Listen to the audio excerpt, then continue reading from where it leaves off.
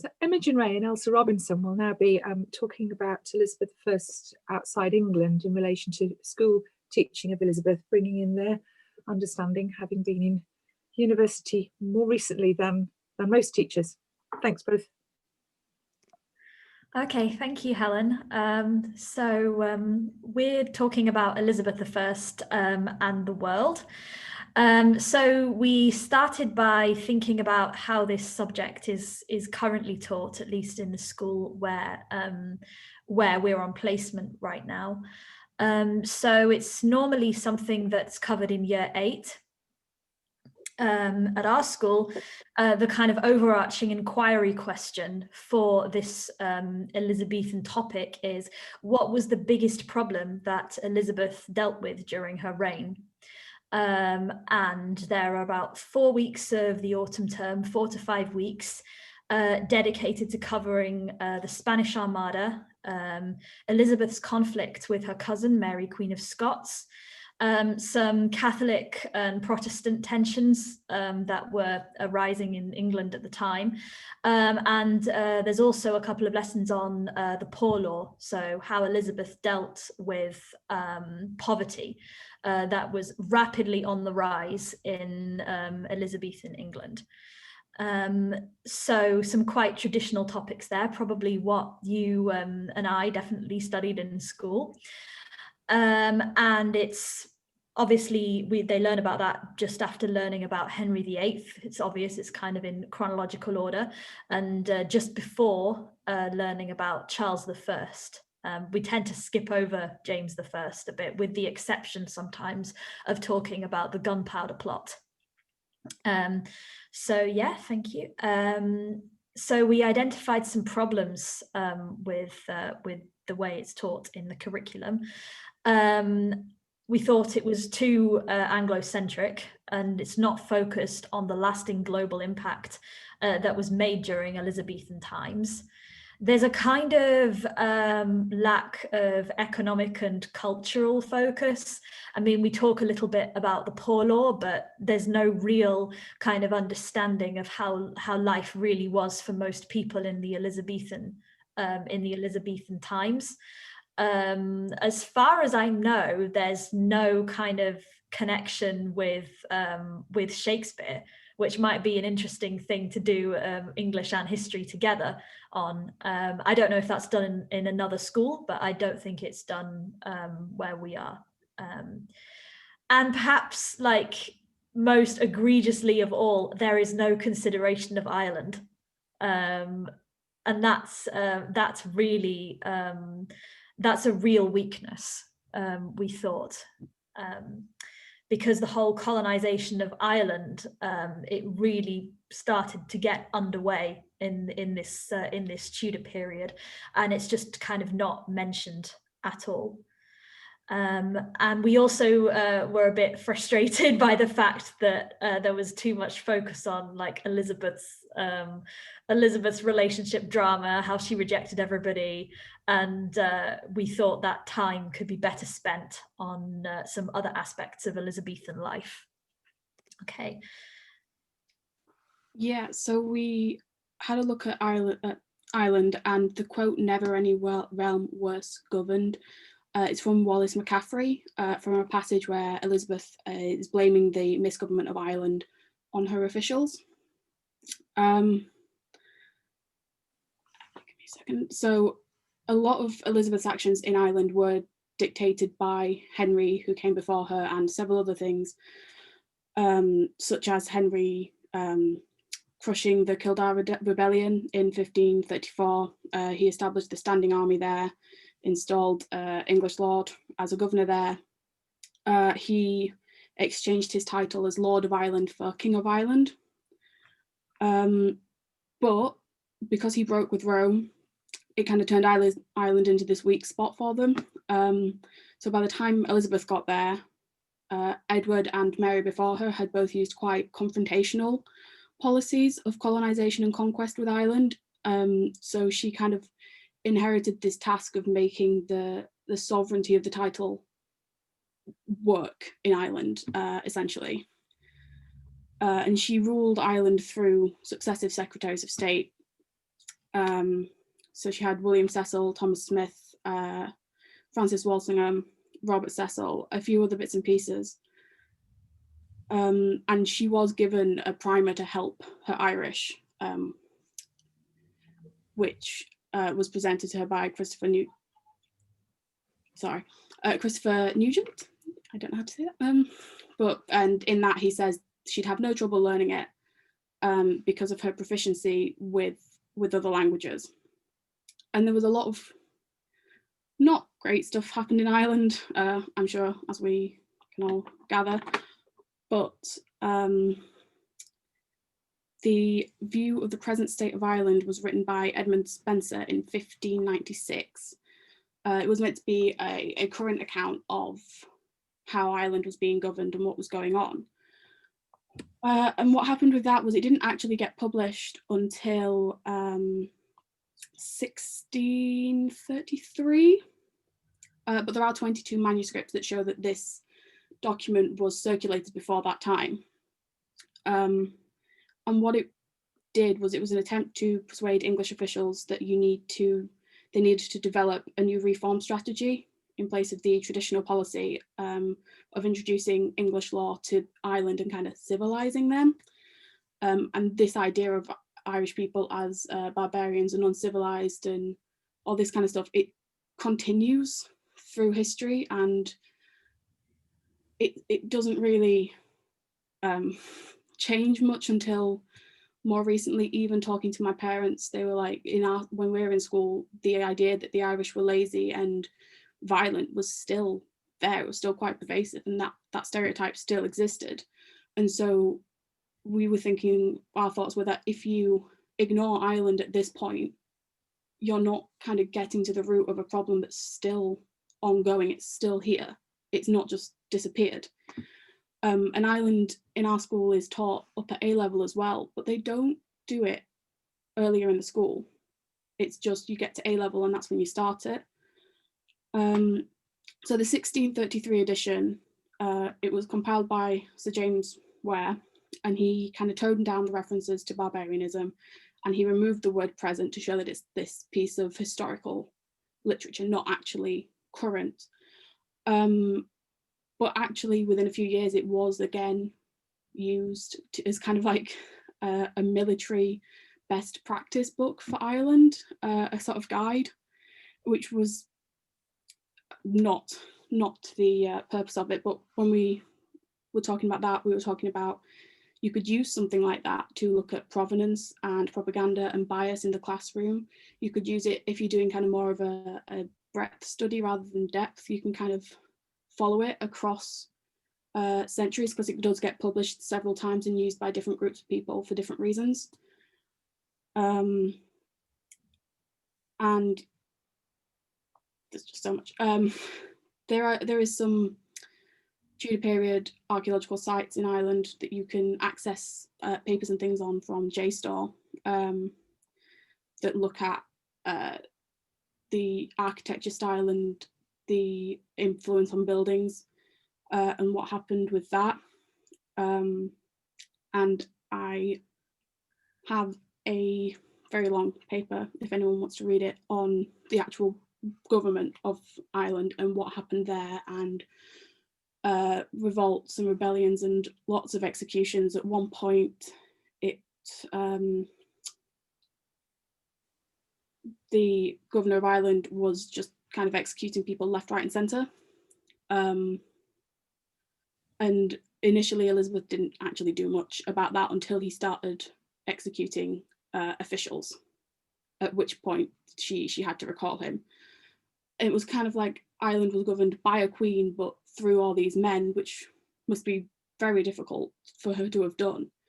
And it wasn't done particularly well, but it is kind of an ignored piece of history.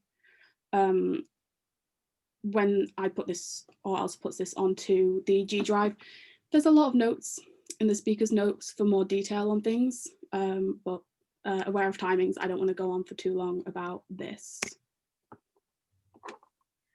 Okay, so Ireland very much ties into, I guess, Elizabeth and the world. how that kind of developed during this period, because this really is, with the exception possibly of Wales in the kind of earlier medieval period, this really is the start of the modern British Empire.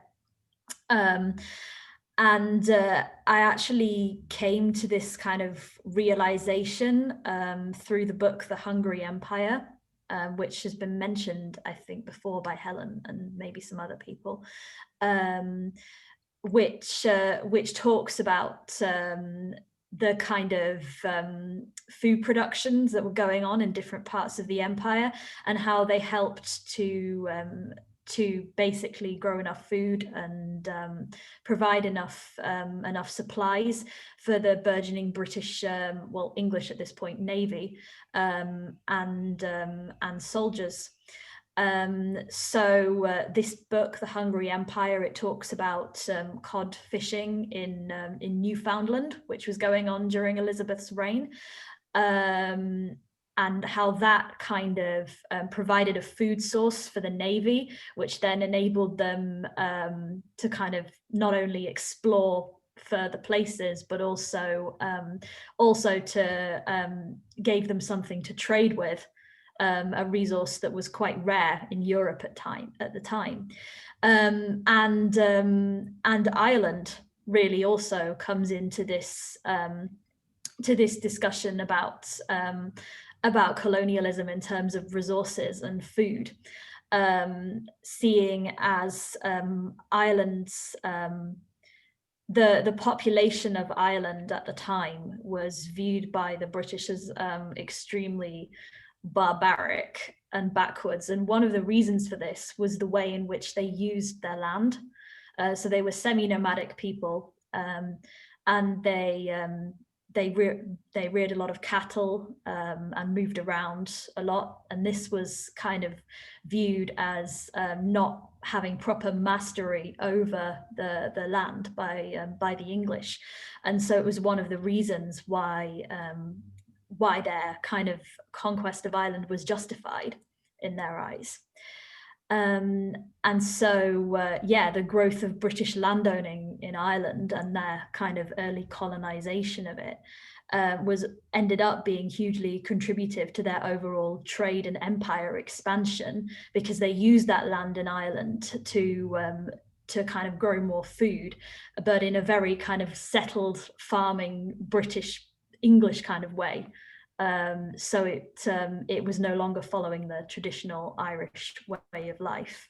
And there's also the book The Roots of English Colonialism in Ireland, by John Patrick Montagno, which also talks about how this kind of developed and really got underway during the Elizabethan period. So I think this provides really good grounding for the students. Like Imogen mentioned earlier, our school teaches a module called Ireland and the Union at A level, but prior to that, there's absolutely no kind of inclusion of Ireland in the curriculum at all. And of course, not everybody doing year 8 history will go on to do year 13 history at the same school, but it's nice to have some kind of continuous thread running through the curriculum. And it also provides a really important kind of starting point for talking about empire, which is done the following year in year 9. That's another really important point. Okay, next slide. Yeah. So this is just kind of linking back into the very beginnings of empire. It was Elizabeth's signing of the Royal Charter to the Governor and Company of Merchants of London trading into the East Indies, mouthful, that later became the East India Company, because she was concerned about England falling behind other European powers on trading routes, and kind of we know that snowballs into colonization of India itself, but at this point they're in the East Indies, not the subcontinent, but over time they were driven out, and that's a whole other section of history, but it's just kind of you can kind of say that it starts here, but it doesn't often get considered as something to even mention during the topic. So then we moved on to Elizabeth and America, which I have a big interest in this and in the subsequent treatment and current treatment of how archaeologists talk to and treat Native American sites. So this is just a fun little fact, really, about John Hawking saying he could weigh smoke. But the important part is the colony of Roanoke that's set up in Elizabeth's name. And he comes back, and as I think most of us might know, he comes back and there's no one there. But actually this story of a lost colony was not really there during the time period that this was going on. It wasn't this big mystery that it is kind of now and has been. That was actually something that came in the 1830s when a magazine decided to make it this big romantic mystery of these missing people. And so I'm aware that a lot of you are coming with no kind of knowledge of archaeology. So I'm going to go as briefly as I can through kind of like the history of it, in that it started in antiquarianism, in collecting ancient materials, objects, the grand tours that used to go on with the upper classes going and traveling to Greece and Egypt. Royalty went and bringing back these really pretty, nice vases. Anything that wasn't pretty and nice looking got left behind. 1784, you had Thomas Jefferson doing the first scientific excavation. And kind of archaeology built up out of that, out of this collection of nice, pretty things that slowly developed into an actual discipline and went through a lot of theoretical changes in the way that they studied it. And it's been influenced by politics of the time, attitudes, what's going on elsewhere. Should it be a science? Should it be a humanity? Should we kind of cross-discipline it? And all this kind of debate going on. If anyone wants to know more about debates in archaeology, you can ask me. I'll send you stuff rather than going through it now. But basically, so they went and set up this colony in America, came back, Croatoan was carved into a tree and CRO was carved into a post. And what's been going on recently is American archaeologists have been finding colonial pottery, European colonial pottery, in a site that's 50 miles away from where Roanoke was.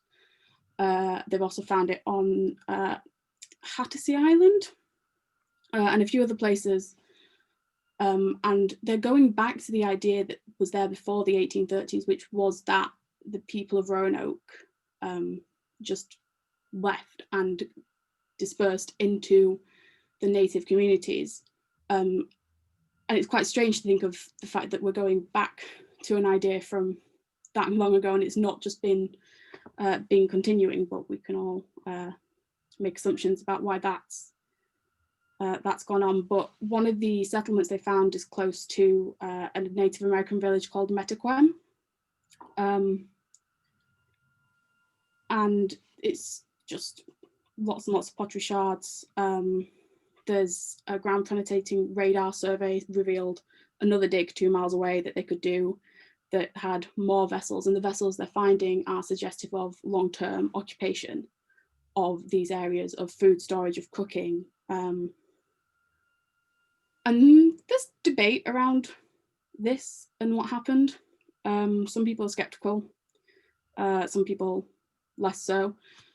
People think they went to different areas, some people think they died of disease and all these other things. But what's happening in archaeology recently that's been changing what they're doing is things like the introduction in 1990 of the NAGPRA Act, which is the Native American Graves Protection and Repatriation Act, which is kind of the start of archaeologists in America actually talking to the Native Americans and giving them get some sort of autonomy over their own history. Previously, it's not been so. And really what I found interesting when I studied this was that kind of continuation of fear and distrust that's only really changing now, and we're only getting stories like this and evidence for this not having been some kind of killing spree or something else. And that's only happening recently, and that's only happening with post-colonialism and the theories that that's changing. Pretty much, again, I have a lot more that I could say on this, but times and I think some of it I might have to explain too many concepts and it would just take far too long. But if you want to know stuff, ask me. But it's still a legacy of Elizabeth and her impact on the world that's still being studied and only being kind of changed relatively recently. So yeah, this is just a list of further reading. 2 of the books I've already mentioned. The other 2 I think Imogen mentioned. So yeah, that's more or less what we wanted to say. And I would add just at the end that the original inquiry question was what was the biggest problem that Elizabeth faced during her reign, and we were thinking we would perhaps amend this to something like. Was the Elizabethan period the start of the British Empire? Because on the one hand, you have these links with Newfoundland, you have the links with Ireland, and the kind of colonization that started. But on the other hand, did Britain even exist in this period? Because Scotland wasn't really a part of Britain, of England, like formally, until the Act of Union in 1707. So yeah, that we thought that would be quite interesting. Yeah, that's more or less the end. Wow, thank you very much. That was incredibly comprehensive and really interesting. Thank you for weaving in the archaeological dimensions as well. It is a topic which is much studied now at GCSE. Again, under the new iteration of GCSEs, this became one of the most popular topics. And there is work ongoing this year to put together a webinar series that you all might be interested in. I will let you know more about the series when the dates are published. And the series is going to take Medicine Through Time, Elizabeth, and the other one, which is just going out of my head, and it's going to start, each one is going to start with a historian talking about broadening the topics, current scholarship on the topics, and we've obviously had an advanced leap into it there. And then it's going to be followed up by teachers talking about, well, this is how I would change around the bullet points and perhaps bring in some of these other dimensions, even though I'm teaching this for GCSE and the course that we have to follow is set on the exam papers. And then it's going to set up some networking groups about support and development for doing this. So sort of thing you might well want to get involved in. They'll come on stream sort of about March, April, May time, because then it will carry you through into next year as well. So a bit of advanced knowledge about that. Meanwhile, Kerry Apps, she's on Twitter as Kerry Kitch, who I think I've mentioned before. She's an expert history teacher in this precise area of the very early aspects of imperialism. And it occurred to me as you were talking about India as well, if you've not come across William Dalrymple's book on the East India Company, then the first few chapters of that are relevant to this, very much relevant. It's almost how should we remember the Elizabethan period, isn't it? Should we be remembering all these ruffs and suitors, or should we be remembering it because of its feeding into the future? And I wonder if that would also set up a way of looking at how should we remember it? Should we remember it for Ireland, for beginnings of empire, for the suitors, or for everything, for different purposes? Very true. I feel like the figure of Elizabeth just kind of overshadows everything else that was going on, and that's why we get bogged down in discussions of her suitors and the kind of crazy things that happened in her court, what the kind of things she wore, that type of thing. And that is obviously significant. It does tell us a lot about the time period, but still there's a lot of stuff that we overlook in favor of giving more lessons to that. So it's really interesting, Elsa, because I wonder if, as we represent women more properly across the whole curriculum, we can let go of Elizabeth a bit. Yeah, I think so. I think she tends to get kind of tokenized because nobody really wants to remember like the first British female monarch, like Mary the First, sorry, because she's kind of got this awful reputation for burning hundreds of Protestants alive. I mean, that's largely a construction by Protestant historians post her death, because Elizabeth killed just as many people, but nobody kind of wants to claim Mary Tudor as so Elizabeth is gets remembered and kind of put on this huge pedestal, I think. I think that's also the role, isn't it, when the country is still very much dominated by the idea of the Church of England, and how that is part of the weirdly British imperial identity, even though it's the Church of England, and she therefore is that sort of almost that beginning, that Elizabethan church settlement, and then the Armada story and the black spider of international Roman Catholicism being the devil. And you don't have to go far back to see that shot through in the historiography in the early 20th century. Yeah, and I'm sure you've heard of Eamon Duffy's book, The Stripping of the Altars. Yeah. And he talks not just about Mary and Elizabeth, but also about how kind of Catholic perspectives have been marginalized right up until the 20th century in British history. And yeah, speaking of kind of the Anglicanism, Protestantism, and empire, I do wonder if that's why anti-Catholic perspectives continued for so long, even in the 20th century, where a considerable proportion of the population was either agnostic or atheist, or didn't have any kind of strong views about religion one way or another. It's I wonder if it's more intimately kind of connected to empire, the kind of Protestant identity. I think you're probably very right, and I think we've moved away from it so quickly that there's probably a bit of a lag. But the sort of the mindset we're still using in certain areas has got its fingerprints all over it. Really interesting. Any other sort of contributions or questions before I stop the recording at this point?